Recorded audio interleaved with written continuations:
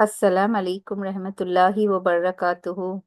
آج میں آپ کو ایک پیاری کہانی سناتی ہوں جو ہمارے نبی پاک محمد رسول صلی اللہ علیہ وسلم کی شفقت اور رحم دلی کے بارے میں سکھاتی ہے۔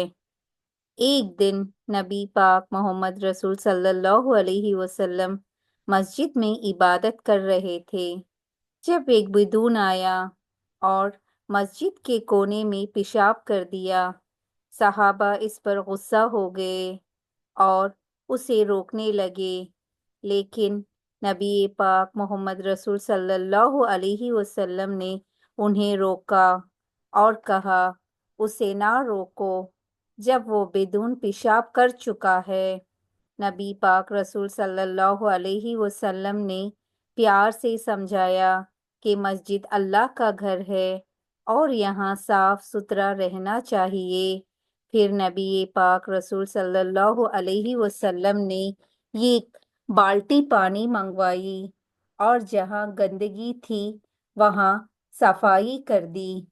اس کہانی سے ہمیں یہ سیکھنے کو ملتا ہے کہ ہمیں لوگوں کے ساتھ پیار اور سمجھداری کا رویہ رکھنا چاہیے، چاہے وہ غلط ہو یا چاہے وہ غلطی کریں۔ اگر آپ کو یہ کہانی پسند آئی تو لائک کریں اور شیئر کی دوسروں تک پہنچائیں۔ اللہ ہمیں صبر اور رحم دلی سکھائے۔